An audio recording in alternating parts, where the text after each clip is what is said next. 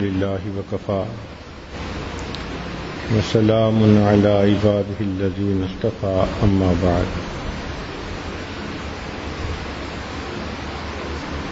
ایک حدیث مبارکہ کا تسلسل چل رہا تھا۔ نبی اسلام نے ارشاد فرمایا والصبر ردائی، اور صبر میری چادر ہے۔ صبر کا لفظ قرآن مجید میں 90 مقامات پر استعمال ہوا ہے، اور اس کا لفظی مطلب ہوتا ہے روکنا، تھام لینا۔ جب بھی کسی انسان پر مشکل حالات آتے ہیں، مصیبت آتی ہے، تو طبعاً وہ جزا فضا کرتا ہے، زبان پہ شکوے ہوتے ہیں، اعضاء اور جوارح میں بے قراری ہوتی ہے۔ اس وقت اپنے آپ کو تھام لینا، روک لینا، اور شکوہ شکایت کا کوئی لفظ زبان پہ نہ لانا، اس کو صبر کہتے ہیں۔ چنانچہ بے صبری کی 2 علامتیں ہوتی ہیں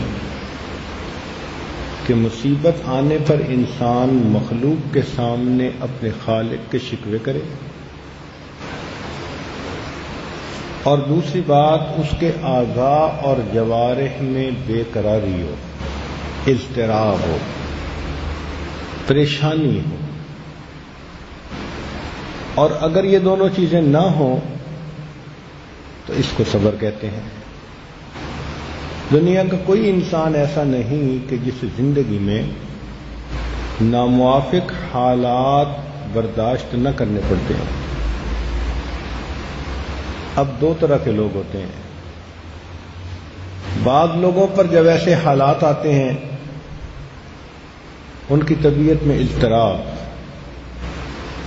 وہ پریشان نظر آتے ہیں، جہاں بیٹھتے ہیں اسی مصیبت کا تذکرہ کرتے ہیں، اپنے آپ کو لوگوں کی نظر میں قابل رحم بناتے ہیں۔ کچھ وہ لوگ ہوتے ہیں جو ایسے حالات میں مایوسی کا شکار ہو جاتے ہیں، ڈپریشن میں چلے جاتے ہیں۔ اور تیسرے وہ لوگ ہوتے ہیں کہ جو اللہ رب العزت کی طرف رجوع زیادہ کر لیتے ہیں، پہلے کی نسبت زیادہ اللہ تعالی کی عبادت میں مشغول ہو جاتے ہیں۔ یہ تیسرا طبقہ کے لوگ صحیح معنوں میں صابرین ہوتے ہیں۔ اب یہاں سوال پیدا ہوتا ہے کہ اللہ تعالیٰ نے ارشاد فرمایا ان اللہ بالناس لرؤوف الرحیم، بے شک اللہ تعالیٰ اپنے بندوں کے ساتھ رؤوف اور رحیم ہے، تو پھر وہ مشکلات کیوں بھیجتا ہے؟ بندے کے اوپر مصیبتیں کیوں آتی ہیں؟ اس کی رحمت کا تقاضا تو یہ ہونا چاہیے کہ بندے کو کوئی مسئلہ ہی نہ ہو، تو یہ کیوں ہوتا ہے؟ اس کی بنیادی وجہ ہے کہ یہ دنیا امتحان کی جگہ ہے، ہر بندے کو آزمایا جاتا ہے۔ اللہ تعالیٰ جیسے اپنے بندوں کو خوشی دے کر آزماتے ہیں، اسی طرح اپنے بندوں کو غم دے کے بھی آزماتے ہیں۔ خوشی کے حالات میں اگر بندہ شکر ادا کرے، اور غم کے حالات میں اگر بندہ صبر کرے، تو صحیح معنوں میں اللہ کا وہ عبادت گزار بندہ ہوتا ہے۔ تو یہ دنیا تو ہے ہی مسائلستان، کوئی بندہ اس دنیا میں پریشانیوں کے بغیر نہیں ہو سکتا۔ دری دنیا کسے بے غم نہ باشد، اگر باشد بنی آدم نہ باشد۔ اب رہا سوال کہ جب اللہ تعالیٰ رحیم ہے تو مصیبتیں کیوں ڈالتے ہیں؟ تو بھائی ظاہر میں مصیبتیں نظر آتی ہیں، حقیقت میں وہ بھی بندے کے ساتھ شفقت، رحمت اور رأفت ہوتی ہے۔ اب اس کی چند مثالیں سنیں۔ ایک بچہ ہے، گندا ہے، نجاست اس کے بدن پہ لگ گئی، تو اس کی ماں اس کو دھونا چاہتی ہے، اس کے لیے اس کو گرم پانی ڈالنا پڑے گا، صابن لگانا پڑے گا، جسم کو ملنا پڑے گا۔ اس غسل کے درمیان وہ بچہ زاروں قطار رو رہا ہوتا ہے، اور دیکھنے والا سمجھتا ہے کہ یہ ماں کیسی ظالمہ ہے جو بچے کو رلائے جا رہی ہے، لیکن اس رلانے میں بھی ماں کی شفقت شامل ہے۔ وہ بچے کے جسم پہ نجاست اور گندگی نہیں دیکھ سکتی، وہ اس کو دھونا چاہتی ہے۔ اسی طرح کئی مرتبہ بندے کا دل میلا ہو جاتا ہے، گناہوں کی وجہ سے ظلمت زیادہ ہو جاتی ہے، اللہ تعالیٰ شفیق ہیں، اپنے بندوں کو دھونا چاہتے ہیں، وہ بیماری، مصیبت، پریشانی کو بھیج دیتے ہیں، اگر بندہ اس پر صبر کرے اللہ تعالیٰ بندے کو گناہوں سے دھو دیتے ہیں۔ تو زحمت کی شکل میں بھی کئی مرتبہ رحمت ہوتی ہے۔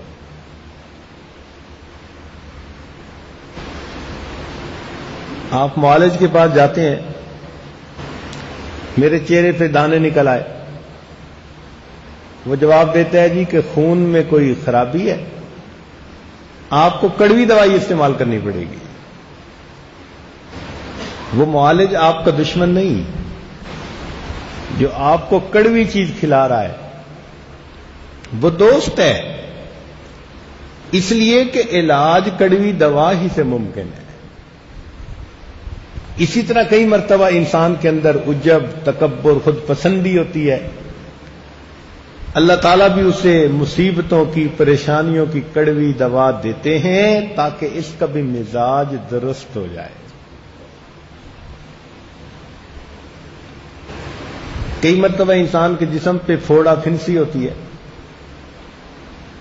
وہ ڈاکٹر کے پاس جاتا ہے تو طبیب کہتا ہے جی کہ اس کو تو کاٹنا پڑے گا اور اس کے اوپر سے یہ گندا مواد نکالنا پڑے گا۔ لوگ اس کے لیے فیسیں دیتے ہیں، ڈاکٹر ان کے گوشت کو چیرتا ہے، ان کے اندر سے گندا مواد نکالتا ہے، خون، پس، ہر چیز، اور جب صحت یاب ہوتا ہے تو مریض اسی ڈاکٹر کا شکر گزار ہوتا ہے۔ بالکل یہی حال انسان کے حالات، کہ کئی مرتبہ اللہ رب العزت بندے کے اندر سے وہ گندا مادہ نکالتے ہیں، وہ آنسوؤں کی شکل میں نکلتا ہے، مصیبت بھیج دی، پریشانی بھیج دی، ٹپ ٹپ آنسو گر رہے ہیں۔ یہ جو آنسو گر رہے ہیں نا، تو ان کے ساتھ اندر کا فساد بھی نکل رہا ہے۔ اب گناہوں پہ ندامت ہو رہی ہے، اب دل تصدیق کر رہا ہے مولا آج کے بعد تیرے حکم کی نافرمانی نہیں کرنی۔ تو زحمت کی شکل میں کئی مرتبہ رحمت پوشیدہ ہوتی ہے۔ ایک دوسرا نقطہ کہ انسان پر مصیبت آئے تو برداشت کیسے ہو سکتی ہے؟ آخر انسان ہے، بے صبری کا مظاہرہ کرے گا۔ تو یہ کہنا کہ جی صبر کرو، مصیبت کو برداشت کرو، اس کا بھی اصول سن لیجیے۔ ایک نفسیاتی کلی ہے کہ بڑے اجر کی توقع میں بندہ چھوٹی پریشانیوں، مصیبتوں کو آسانی اور خوشی کے ساتھ برداشت کر لیتا ہے۔ آپ دیکھیں ایک مزدور دھوپ کے اوپر سر کے اوپر بوجھ اٹھائے، پتھر اٹھائے جا رہا ہوتا ہے، پسینہ بہہ رہا ہے، تھکا ہوا ہے، یہ ساری مشقت کیوں برداشت کر رہا ہے؟ اس کو توقع ہے کہ جب چھٹی کا وقت آئے گا تو اسے اس پر تنخواہ ملے گی۔ تو بڑے اجر کی توقع میں اس کے لیے اس مشقت کو برداشت کرنا آسان ہو گیا. ایک عورت دعائیں مانگ رہی ہے, اللہ مجھے بیٹا عطا کر دے. یہ عورت جانتی ہے کہ جب مجھے حمل ہوگا تو 9 مہینے میں بالکل بیمار بندے جیسی زندگی گزاروں گی. حاملہ عورت کو کئی مرتبہ کھانا اچھا نہیں لگتا, طبیعت ایسی ہوتی ہے, کچھ کھاتی بھی ہے تو وہ باہر نکلتا ہے. پھر یہ جانتی ہے کہ جب بچے کی ولادت کا وقت ہوگا تو میرے لیے زندگی اور موت کا مسئلہ ہوگا. کتنی عورتیں ایسی ہیں بچے کی ولادت کے وقت شہید ہو جاتی ہیں. یہ جانتی ہے کہ جب بچے کی ولادت ہوگی تو 2 سال کے لیے مجھے اپنا آرام قربان کرنا پڑے گا. نہ اپنی مرضی سے سو سکتی ہے, نہ اپنی مرضی سے کھا سکتی ہے, نہ کہیں جا سکتی ہے. کم از کم 2-3 سال بچے کی پابند. پہلے بچے کو کھلائے گی, بعد میں خود کھائے گی. پہلے بچے کو پلائے گی, بعد میں خود پیے گی. پہلے بچے کو سلائے گی, بعد میں خود سوئے گی. اور ابھی سوئی اور تھوڑی دیر میں بچے نے رونا شروع کر دیا, پھر اٹھ بیٹھتی. ماں کو کتنی مشقت برداشت کرنی پڑتی ہے. سردیوں کے موسم میں لحاف کے اندر میٹھی نیند سوئی ہے, بچہ رونا لگ جاتا ہے, پھر اس کو اٹھ کے بیٹھنا پڑ جاتا ہے. تو اس عورت کو پتا ہے کہ مجھے یہ ساری تکلیفیں اٹھانی پڑیں گی, مگر ماں بننے کی دل میں ایسی چاہت ہے کہ یہ دعائیں مانگتی ہے رو رو کر, اللہ مجھے بیٹا عطا فرما. تو بڑے اجر کی توقع میں چھوٹی مصیبتوں کو برداشت کرنا بندے کے لیے آسان ہوتا ہے. آپ ایک پہرے دار کو دیکھیں, لوگ نرم بستروں پر میٹھی نیند سو رہے ہوتے ہیں, وہ گلی میں کھڑا جاگ رہا ہوتا ہے, چل رہا ہوتا ہے, آنکھوں میں نیند ہے, جسم بے آرام ہے, پھر بھی ڈیوٹی کر رہا ہے. کس لیے؟ اس کو یقین ہے کہ مہینے کے بعد مجھے تنخواہ ملے گی. تو اصول یہ نکلا کہ بڑے اجر کی توقع میں ایسی مشقتوں کو برداشت کرنا بندے کے لیے آسان ہوتا ہے. تو جب مومن کو یہ بات سمجھ آ جائے تو اس کے لیے مصیبتوں میں صبر کر جانا یہ بہت آسان بن جاتا ہے.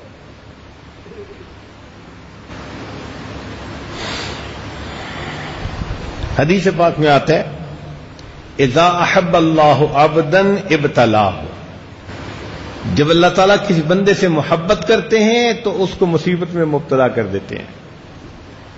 وَإِن صَبَرَ اجْتَبَاهُ وَإِن رَاضِيَ اصْطَفَاهُ, اگر وہ صبر کر لے تو اسے اپنا مجتبی بنا لیتے ہیں, اور اگر اس پر وہ خوش ہو تو اپنا مصطفیٰ بنا لیتے ہیں.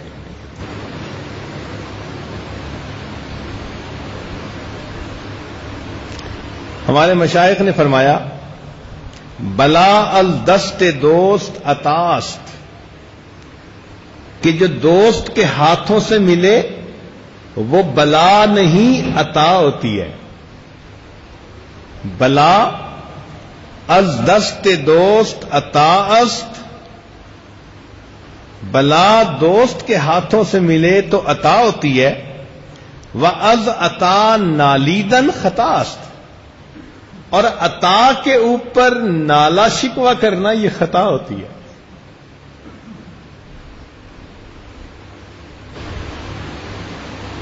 تو اللہ رب العزت کی طرف سے کوئی اس قسم کے حالات آ جائیں تو جزا فضا کرنے کی ضرورت نہیں ہوتی. کچھ اس کا لطف اہل محبت سے پوچھئے, شان جلال بھی انہیں شان جمال ہے. اللہ رب العزت کے جلال میں بھی اللہ کا جمال پوشیدہ ہوتا ہے. حضرت مجذوب رحمت اللہ علیہ فرماتے ہیں, ایک ان سے کیا محبت ہو گئی, ساری دنیا سے عداوت ہو گئی، لاکھ جھڑکو اب کہاں پھرتا ہے دل، ہو گئی اب تو محبت ہو گئی۔ جب محبت ہو جائے تو پھر جھڑکیاں پڑنے پر انسان پریشان نہیں ہوتا، محبت اور بڑھتی ہے۔ چنانچہ معروف کرخی رحمت اللہ علیہ فرماتے تھے، لیس بصادق فی دعواہ من لم یتلذذ بضرب مولاه، کہ جو مولا کی بھیجی ہوئی مصیبت پر لذت حاصل نہ کرے وہ اپنے دعوے کے اندر جھوٹا ہے۔ اس لیے ہمارے بزرگوں نے فرمایا، تیری نوازش پنہاں کا لطف کیا جانے، وہ دل جو تیری نگاہوں سے پائے مال نہیں۔ جو محبت کے رشتے میں گرفتار نہیں ہوتا اس کو کیا پتا کہ ان جھڑکیوں میں بھی محبت پوشیدہ ہوتی ہے۔ جب یہ بات سمجھ آ جائے تو مصیبت میں بندے کے دل میں اعتراض نہیں پیدا ہوتا۔ آپ سنتے ہیں نا کئی لوگ اعتراض کرتے ہیں اللہ تعالیٰ کی تقسیم پر، ہمارے رزق کا مسئلہ دور نہیں ہو رہا، اولاد نہیں مل رہی، صحت ٹھیک نہیں ہو رہی۔ جب حقیقت سمجھ میں آ جائے تو سب اعتراض ختم ہو جاتے ہیں۔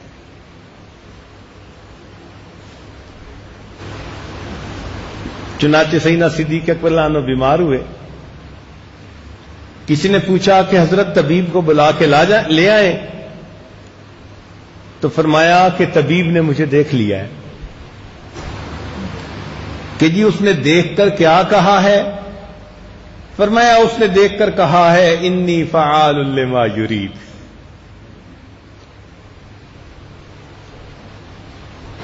حضرت عبداللہ بن مسعود رضی اللہ عنہ بیمار ہوئے تو سیدنا عثمان غنی رضی اللہ عنہ ان کی تبع پرسی کے لیے، بیمار پرسی کے لیے آئے، تو انہوں نے آ کر پوچھا کہ ما تشتکی، آپ کو کیا شکایت ہے؟ تو فرمایا ذنوبی، مجھے اپنے گناہوں کی شکایت ہے۔ فرمایا ما تشتہی، آپ چاہتے کیا ہیں؟ فرمایا رحمت ربی، اپنے رب کی رحمت کو چاہتا ہوں۔ انہوں نے کہا کہ اچھا میں کسی معالج کو بلاؤں؟ فرمایا الطبیب امرضنی، میرے طبیب ہی نے تو مجھے مریض کیا ہے۔ انہوں نے فرمایا اچھا میں آپ کو بیت المال سے کچھ بھیجتا ہوں۔ فرمایا لا حاجت لی فیہا، مجھے اس کی کوئی ضرورت نہیں ہے۔ ان کا اچھا میں آپ کو ہدیہ بھیجتا ہوں۔ تو جواب میں فرمایا کہ میں نے نبی علیہ الصلوۃ والسلام سے یہ سنا، من قرأ سورۃ الواقعہ کل لیلہ، جس نے ہر رات میں سورہ واقعہ کی تلاوت کی، لم تصبہ فاقۃ ابدا، اس کو کبھی بھی فاقہ نہیں آ سکتا۔ تو مجھے ہدیے کی بھی ضرورت نہیں ہے۔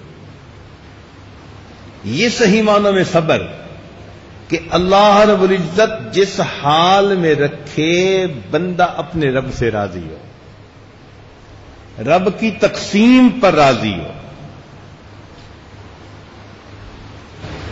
چنانچہ مولانا روم رحمۃ اللہ علیہ نے عجیب و غریب حکایتیں لکھی ہیں۔ فرماتے ہیں کہ ایاز کا ایک غلام تھا، محمود کا ایک غلام تھا جس کا نام ایاز تھا۔ محمود کو اس سے بڑی محبت تھی۔ لوگوں نے اعتراض کیا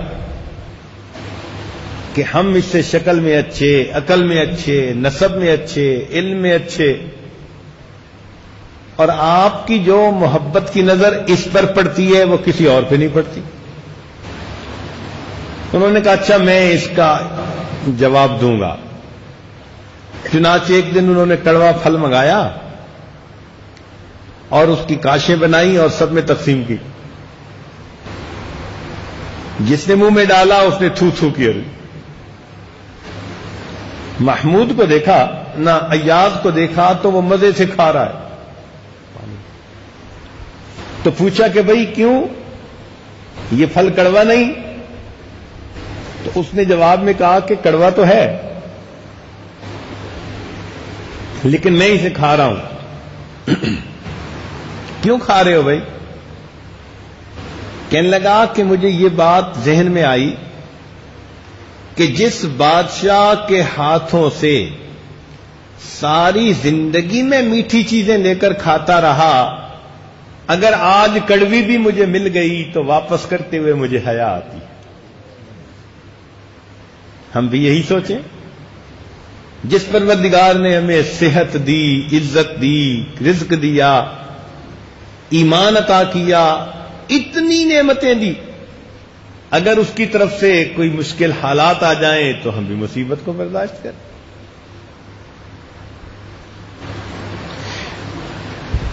اسی کو کسی عارف نے یہ کہا، نشود نصیب دشمن کہ شود ہلاک تیغت، کہ دشمن کے نصیب میں نہیں تھا کہ تیری تیغ سے وہ ہلاک ہوتا۔ نشود نصیب دشمن کہ شود ہلاک تیغت، سرے دوستاں سلامت کہ تو خنجر آزمائی، دوستوں کے سر سلامت رہیں کہ تو ان پہ اپنے خنجر آزماتا ہے۔ یہ دشمنوں کے نصیب میں کہا، یہ تو نعمت دوستوں کو نصیب ہوئی۔ تو اللہ والوں کا بھی یہی حال کہ وہ کہتے ہیں کہ دشمنوں کو کہاں، ان کو تو اللہ دنیا میں سب کچھ دے دیتا ہے، اس لیے کہ آخرت میں ان کا کوئی حصہ نہیں ہوتا، اور یہ چیزیں تو اللہ تعالیٰ اپنے دوستوں کو دنیا میں دیتا ہے، بلاؤں اور مصیبتوں کو۔ اس لیے کسی عارف نے کہا کہ تیرا غم بھی مجھ کو عزیز ہے کہ وہ تیری دی ہوئی چیز ہے۔ اللہ، یہ غم مجھے اس لیے اچھا لگتا ہے کہ تیری طرف سے یہ مجھے ملا۔ ایک اصول کی بات یاد رکھیں کہ بے صبری کرنے سے انسان کی مصیبت نہیں ٹلتی، بے صبری کرنے سے انسان کی مصیبت نہیں ٹلتی، ہاں مصیبت پہ جو ثواب ملنا تھا بندہ اس سے محروم ہو جاتا ہے۔ تو بے صبری کا کیا فائدہ ہوا؟ علماء نے لکھا ہے کہ صبر کی 3 اقسام ہیں۔ پہلا ہے طاعت الہی پہ صبر، جب انسان نیک اعمال کرتا ہے، نیکی کرتا ہے، تو اس کو اپنے نفس کو تھام کے رکھنا پڑتا ہے۔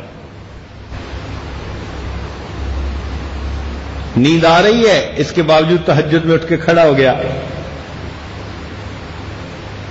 تو یہ مجاہدہ ہوتا ہے۔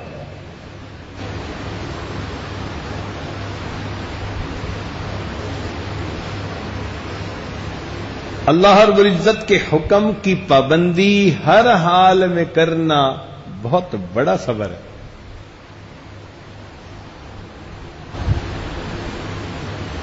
سیدنا یوسف علیہ الصلوۃ والسلام کا واقعہ سنیں کہ ان کو گناہ کی دعوت ملتی ہے، اس گناہ کو کر لینے کے لیے ماحول بالکل موافق ہے۔ ذرا توجہ کیجئے، جوانی کی عمر، مکان خالی، کنوارے پن کی زندگی، بے وطنی کی زندگی کہ اپنے وطن میں تو ندامت شرمندگی کا احساس ہوتا ہے، باہر تو کوئی جانتا ہی نہیں، ایسے میں جو چاہو کرو، تو بے وطنی کی زندگی۔ پھر ایک عورت خود گناہ کی دعوت دے رہی ہے، اور دعوت ہی نہیں دھمکی بھی ساتھ دے رہی ہے کہ تجھے جیل میں جانا پڑے گا اگر میری بات نہ مانی، اور پھر اس کے محکوم بھی ہیں۔ کتنے معاملات ایسے ہیں کہ جو اس بات کا تقاضا کرتے ہیں کہ بات ماننی چاہیے، مگر سیدنا یوسف علیہ السلام نے فرمایا معاذ اللہ، میں اللہ کی پناہ مانگتا ہوں۔ یہ اپنے نفس کو تھام لینا، روک لینا، یہ مجاہدہ ہے، اس کو صبر کہتے ہیں۔ سلیمان بن یسار رحمۃ اللہ علیہ ایک محدث گزرے، حج کے سفر پر گئے، ایک جگہ خیمہ لگایا، دو ساتھی روٹی لینے شہر چلے گئے، اتنے میں ایک بدو خوبصورت عورت آئی اور اس نے کچھ بات کہی، یہ انہیں سمجھ نہ آئی، تو انہوں نے روٹی اٹھائی کہ بھئی میں اس کو دے دوں، مانگنے والی عورت ہے۔ تو جب روٹی اٹھائی تو اس نے کہا کہ مجھے یہ نہیں چاہیے، میں تو تمہارے پاس اس لیے آئی ہوں کہ تم بھی اکیلے ہو اور میں آئی ہوں، ہم اپنا وقت گزاریں۔ ان کے ذہن میں فوراً یہ بات گئی کہ شیطان نے اپنے نمائندہ کو میرے پاس بھیجا تاکہ مجھے اللہ سے دور کر دے۔ یہ خیال آتے ہی انہوں نے رونا شروع کر دیا، آنکھوں میں آنسو۔ ان کو روتا دیکھ کر عورت پر حیا غالب آئی تو وہ چلی گئی۔ رات کو سوئے تو سیدنا یوسف علیہ السلام کی زیارت ہوئی۔ انہوں نے کہا کہ اے اللہ رب العزت کے پیارے نبی صلی اللہ علیہ وسلم، آپ کتنے عظیم کہ زلیخا نے کہا تھا قالت حیت لک، اور آپ نے کہا تھا معاذ اللہ، میں اللہ کی پناہ مانگتا ہوں۔ تو سیدنا یوسف علیہ السلام نے فرمایا کہ میں تو اللہ کا نبی تھا، اللہ کی حفاظت میں تھا، میری اس بات پر اتنا تعجب نہیں، تعجب تو اس بات پر ہے کہ تمہارے سامنے عورت گناہ کا تقاضا کرتی ہے اور تم پر اللہ کا خوف اتنا غالب آتا ہے کہ وہ شرمندہ ہو کے واپس چلی جاتی ہے۔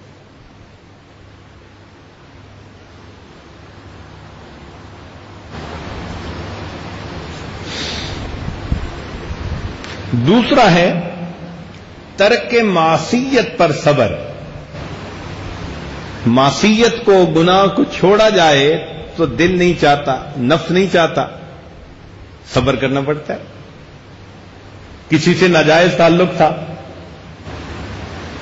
توبہ کر لی، بار بار یاد آتی ہے، ماحول بھی موافق ہے، اس کے ساتھ بات چیت بھی کر سکتے ہیں، گناہ میں ملوث بھی ہو سکتے ہیں، مگر اپنے آپ کو تھام کے رکھا۔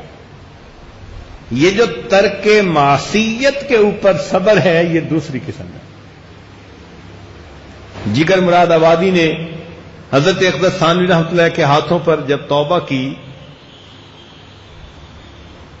تو بلا نوش تھے، شراب پیتے تھے، توبہ کر لی، جب توبہ کی تو بیمار ہو گئے، یکدم جو چھوڑ دیا۔ اطباء نے کہا کہ آہستہ آہستہ شراب کو کم کرتے اور بالآخر چھوڑ دیتے، اب آپ اس وجہ سے بیمار ہو گئے ہیں۔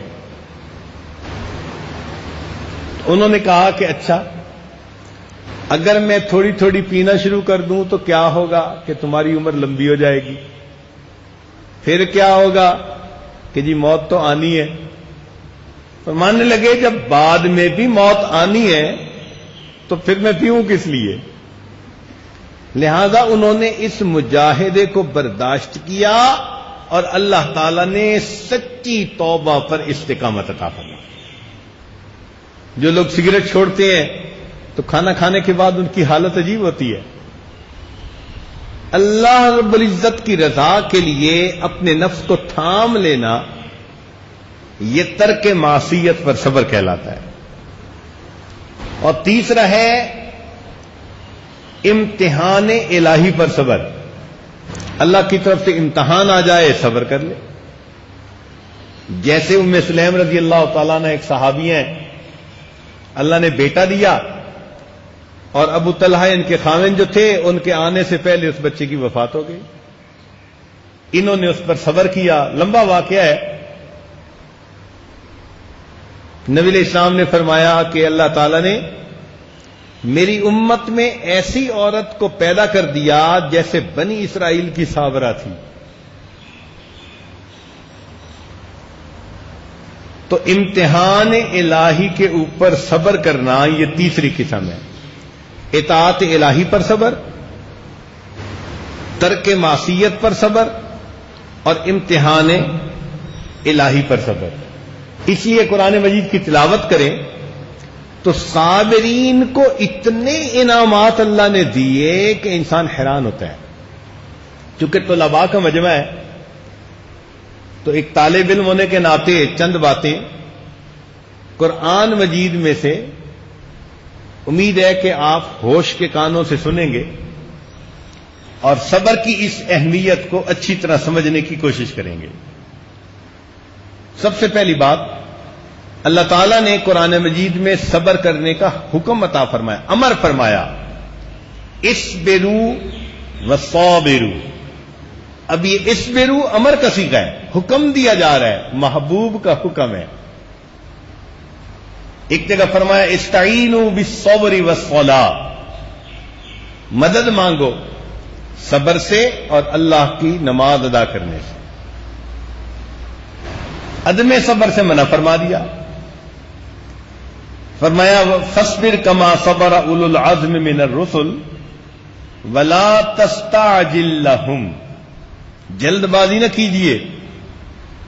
تو بے صبری سے منع کیا اور صبر کا حکم فرما دیا.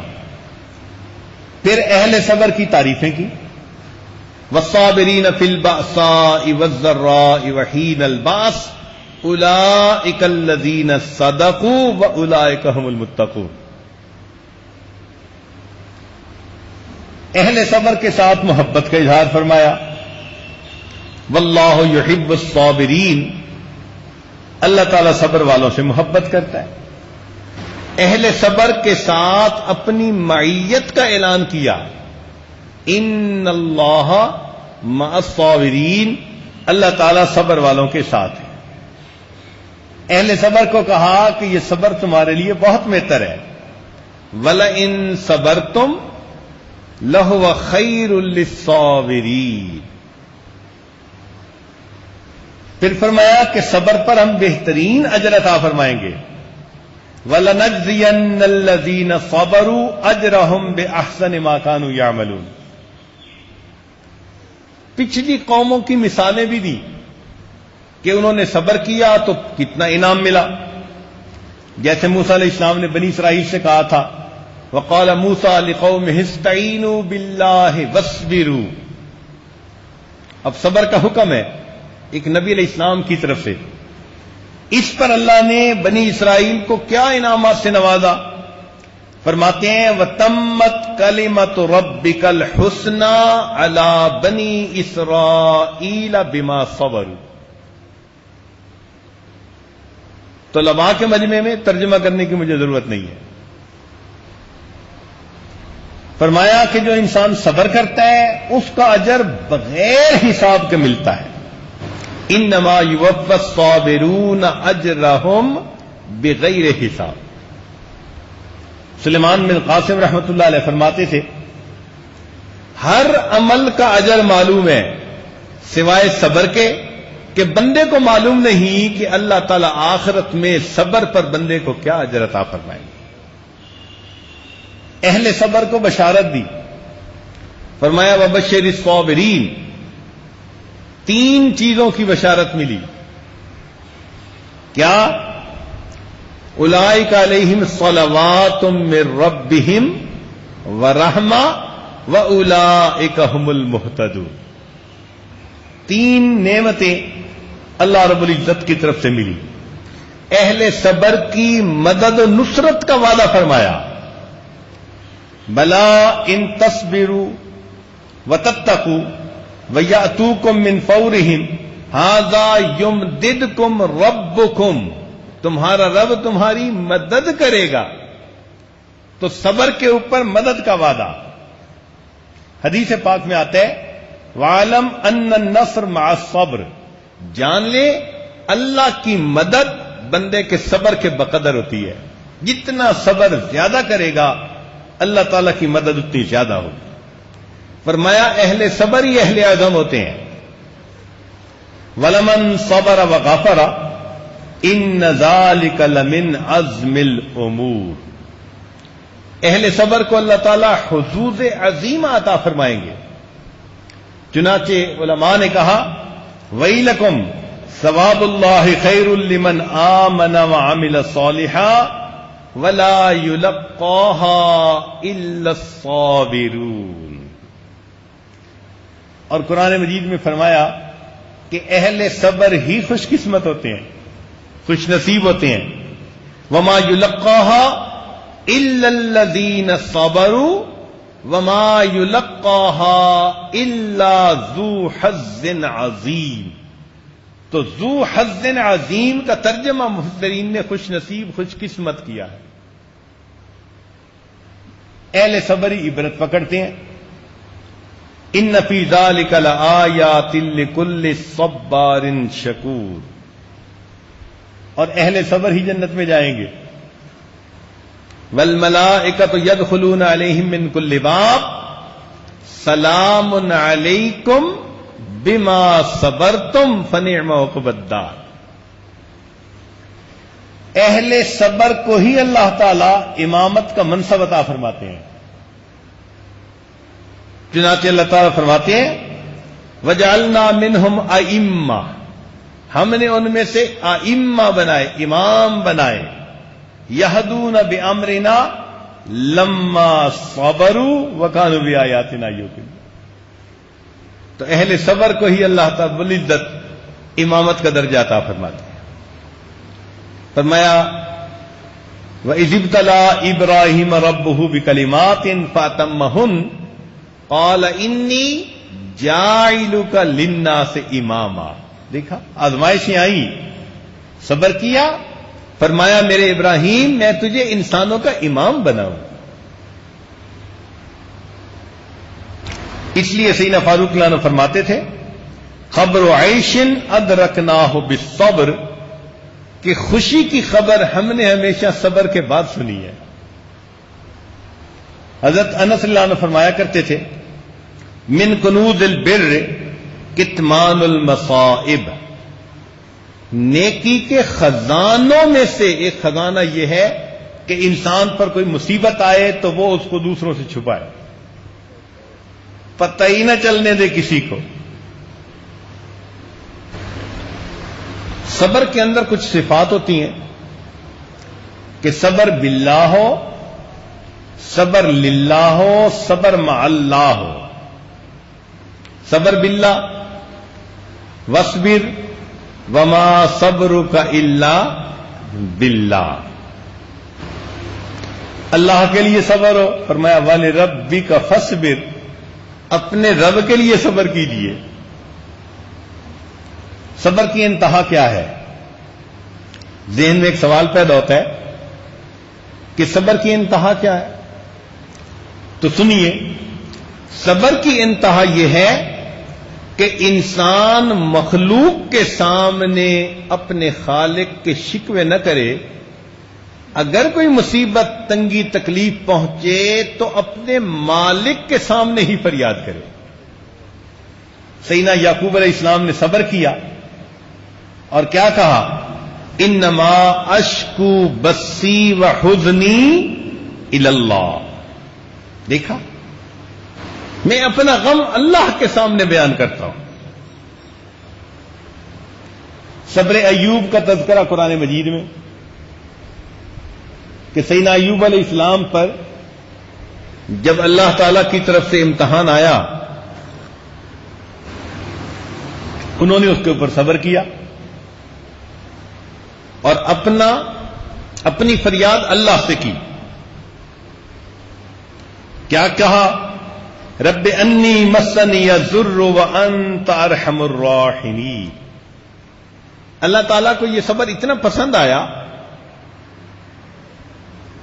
کہ رب کریم نے قرآن مجید میں ان کی تعریف کرنے کا حق ادا کر دیا.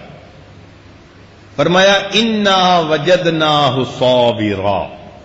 اللہ اکبر. اللہ رب العزت کی طرف سے کسی بندے کے بارے میں یہ الفاظ کہے جائیں کیا مقام کی بات ہے. انا وجدناہ صابرا نعم العبد، میرا کتنا اچھا بندہ تھا. انہ اواب، وہ میری طرف رجوع کرنے والا تھا.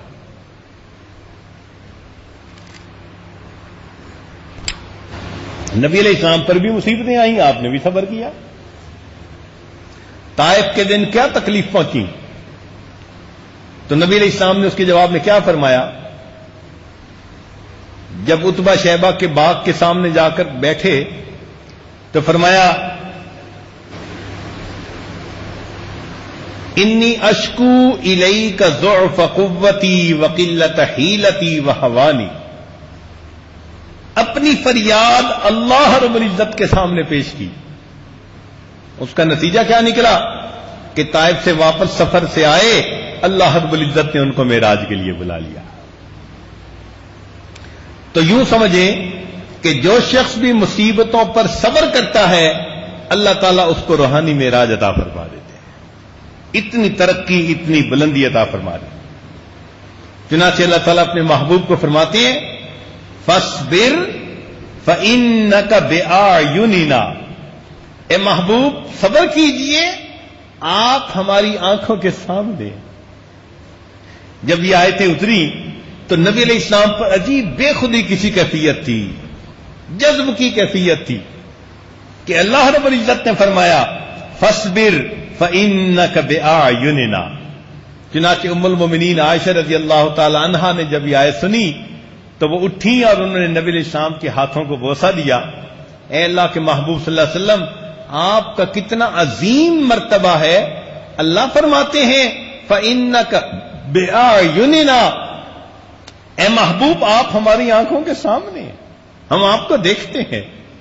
اب محب کو اگر یہ خوشی مل جائے کہ محبوب مجھے دیکھ رہا ہے تو پھر اس کے لیے تو تکلیف نہیں رہتی. رسالہ قشیریہ میں لکھا ہے کہ ایک مجرم کو کوڑے لگائے گئے تو ہر کوڑے کے اوپر وہ رقص کرتا تھا، جھومتا تھا. ادھر درے لگ رہے ہیں اور وہ ہر درہ لگنے کے اوپر رقص کرتا تھا. کیوں؟ اس کو پتا چل گیا کہ جو دیکھنے والا مجمع آیا ہے اس میں میرا محبوب بھی موجود ہے اور وہ مجھے دیکھ رہا ہے. تو اگر دنیا کا محبوب دیکھ رہا ہے اور کوڑے کھانے والا ہر کوڑے پہ رقص کرتا ہے تو پھر اگر بندے کو یہ احساس ہو فإنك بأعيننا کہ صبر پر اللہ اتنا اجر دیتے ہیں، فرماتے ہیں کہ تم ہماری آنکھوں کے سامنے ہو، تو پھر ہمیں کتنا صبر کرنا چاہیے. ہمارے بعض مشائخ اس آیت کو لکھ کر اپنے پاس رکھتے تھے فإنك بأعيننا. جب کوئی تنگی آتی، تکلیف آتی، وہ اس آیت کو نکال کر پڑھا کرتے تھے اور وہ تنگی ان کے لیے خوشی میں تبدیل ہو جایا کرتی تھی. ہمارے اکابرین نے کتنا صبر کیا، یہ ایک لمبی داستان ہے. مصائب آئے، مشکلات آئیں، کوئی غیر ضروری لفظ اپنی زبان سے نہیں نکالا، کٹنا گوارا کر لیا، غیر کے سامنے جھکنا گوارا نہیں کیا. اسی کو علامہ اقبال نے کہا غریب و سادہ و رنگی ہے داستان حرم، نہایت اس کی حسین ابتدا ہے اسماعیل. کہ اس امت کی حکایت شروع ہوتی ہے اسماعیل علیہ السلام سے کہ اللہ کے نام پہ قربانی کے لیے تیار. اے بیٹے میں نے خواب میں دیکھا تجھے ذبح کر رہا ہوں. تو جواب میں کیا کہا تھا؟ یا ابت افعل ما تؤمر ستجدنی انشاءاللہ من الصابرین. ابا جان کر گزریے جس کا حکم ہوا، مجھے آپ صبر کرنے والوں میں سے پائیں. اور اس کی نہایت کہاں ہوئی؟ نبی علیہ الصلوۃ والسلام کے نواسے سیدنا حسین رضی اللہ عنہ پر. انہوں نے بھی اپنی تقوی کی بات پر ایسی استقامت دکھائی کہ اپنی آنکھوں کے سامنے گھر کے کتنے نوجوانوں کو شہید ہوتے دیکھا، مگر ان کے پائے استقامت کے اندر کوئی عزم ہلال نہیں آیا، ہٹے نہیں، بکے نہیں، بلکہ اپنی جان دینی گوارا کر لی. اور صبر کی ایک نئی داستان رقم کر دی۔ اس قسم کے واقعات اس امت کے اندر بہت زیادہ ہیں۔ مردوں کی تو خیر بات ہی اور ہوتی ہے کہ اللہ نے ان کو بڑے حوصلے بڑے دل دیے ہوتے ہیں، عورتیں کمزور دل ہوتی ہیں، جلدی گھبرا جاتی ہیں، مگر ایمان وہ نعمت ہے کہ جس کی وجہ سے عورتوں کو بھی اللہ تعالیٰ سونے کا دل عطا فرما دیتے ہیں۔ عبداللہ ابن زبیر عنہ کی والدہ اسماء رضی اللہ تعالی عنہ، جب عبداللہ ابن زبیر عنہ کی